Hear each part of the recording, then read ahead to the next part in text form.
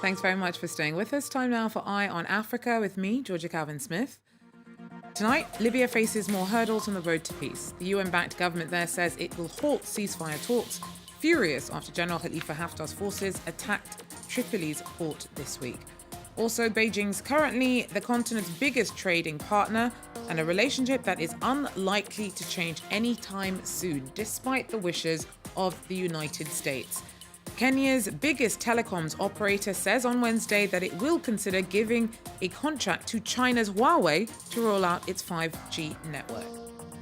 And members of the French Caribbean diaspora have headed to African countries like Ivory Coast to start new lives and explore the similarities between their cultures. That's led to the creation of a Caribbean-style carnival in Ivory Coast. Our team heads down to party. But first, Libya faces more hurdles on the road to peace. Its UN-backed government says it will not return to ceasefire talks because General Khalifa Haftar's forces have kept up attacks on Tripoli. The capital has been under siege for almost a year now, and the battle worsened on Tuesday when Haftar's LNA shelled the city's port for the first time. It is a major gateway for food and fuel. Prime Minister Fayez al-Sarraj has refused to return to the negotiating table. From Tripoli harbour just moments after rockets rained down on the capital's port. According to France 24 sources, the shells hit two locations, an area where large ships are docked and a boarding area for migrant ships. For the UN-backed government based there, General Khalifa Haftar and his allies have crossed a red line. We will suspend our participation in the Geneva talks until a strong position is taken against our aggressors. When the time comes, we will firmly retaliate to those aggressions. Highly explosive fuel vessels docked at the port had to be evacuated. As Haftar's eastern forces were targeting Tripoli's key infrastructure, UN-brokered peace talks were taking place in Geneva. The international body's Libya envoy called the latest attack a big breach of the current ceasefire, but it's far from the first. The United Nations support mission in Libya hopes to resume the second round of talks on the Libyan Joint Military Commission, while expressing its strong and renewed condemnation of the bombing of Tripoli's seaport yesterday by the Libyan National Army. Violence has intensified in and around Tripoli since April, when Haftar launched an offensive to take over the capital from UN-backed Prime Minister Fayez al-Sarraj. In a bid to curb the fighting on both sides, the European Union announced on Monday that it would help enforce an arms embargo at sea. The next round of talks are due to start on February 26th, if the warring factions can be persuaded to get back around the negotiating table. The WHO says that Egypt is coronavirus-free. One suspected case had been detected last Friday, and that has now tested negative. That means that so far there have thankfully been no recorded cases of the illness on the African continent. Not much is known about the person thought to have been infected, although the Egyptian Health Ministry did say last week that he was a foreigner. The WHO says he still has a precautionary stay in quarantine ahead of him. Egypt is now free from the coronavirus. The foreign case suspected of carrying the virus tested negative. And let's be very precise here. It is true that the case recorded in Egypt has tested negative and had no symptoms, but the case will still be monitored until the end of the quarantine period. And we have to make sure that the lab results remain reliable throughout the isolation.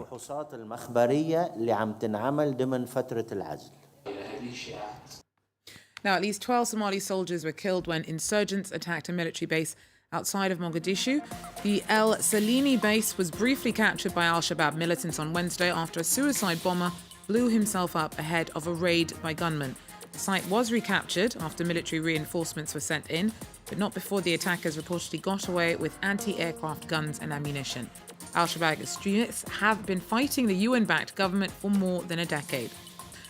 The Ugandan MP took a bottle full of desert locusts into Parliament this week to emphasise the urgency of a plague currently sweeping through Eastern Africa. David Obala represents Ngora County in the east. And though the Ugandan government is spending more than $5 million in spraying the insects, the effects don't go far enough. The pests are the most destructive in the world, and can devastate huge swathes of crops. A 1 kilometre square swarm can eat as much food in one day as 35,000 people.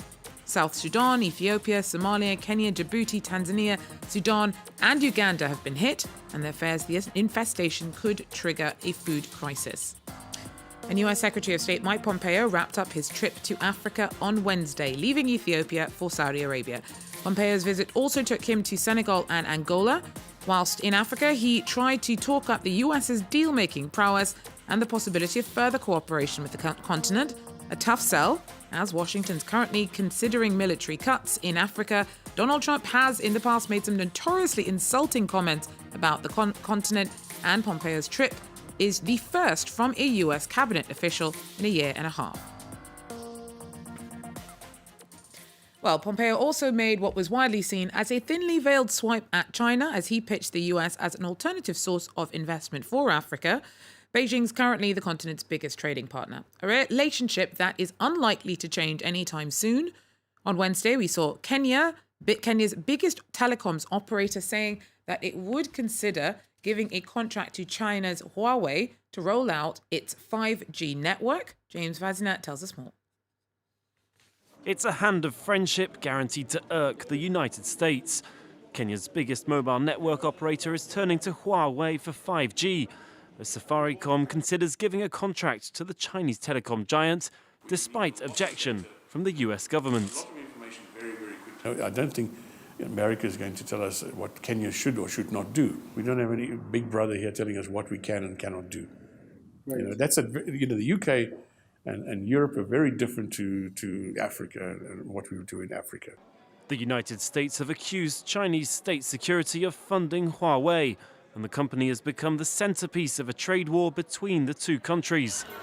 US officials are adamant on discouraging governments from working with the firm and want to reduce Chinese influence as a whole on the African continent. Countries should be wary of authoritarian regimes with empty promises. They breed corruption, dependency. They don't hire the local people. They don't train. They don't lead them. They run the risk that the prosperity and sovereignty and progress that Africa so needs and desperately wants won't happen. It's still too early to say what impact Kenya's decision will have on relations with the US, but the move could hinder talks on a free trade agreement which began earlier this month. Huawei already operates in 40 countries across the continent and is rolling out 5G in South Africa. The superfast service is expected to transform industries from healthcare to agriculture and could boost Africa's industrialization. But several challenges still lie ahead, including access to the network and the costs for users. Now, for decades, members of the French Caribbean diaspora have headed to African countries like Ivory Coast to start new lives and explore the similarities and differences between their cultures. In Ivory Coast, exploration has led to celebration and the creation of a Caribbean-style carnival. Our team, of course, went to join the party in Abidjan.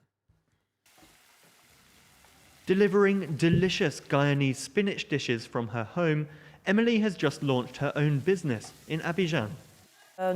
We do salads, fruit and vegetable juices, and Antio-Guyanese food, from where I am from. After considering her options for a long time, she moved to Abidjan 2 years ago, attracted by the city's dynamism. Ivory Coast is a country that is buzzing for business. There is lots going on. Despite some of the difficulties adapting to life here, she still doesn't regret having made the leap.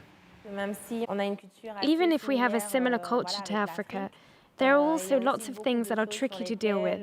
As a woman, sometimes it's not always clear how to integrate and understand certain norms.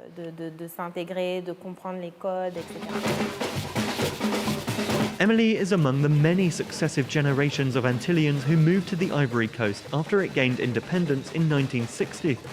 Abidjan celebrates its links to the French Caribbean with an annual carnival. It is about coming to the land of our ancestors and sharing a cultural moment. I think the carnival we do over there is truly similar to what happens here.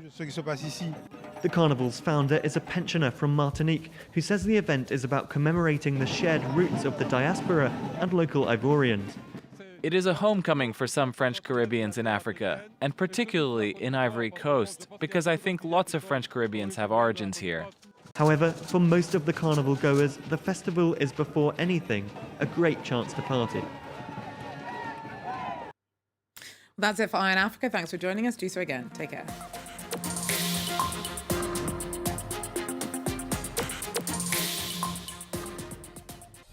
In 1963, more than 2,000 children from Reunion Island, a French department in the Indian Ocean, were deported to mainland France by the authorities.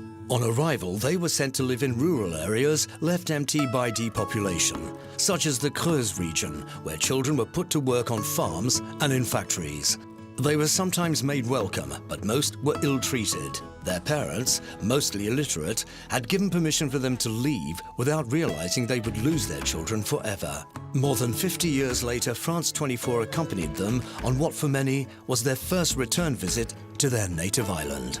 France's stolen children, all this week on France 24.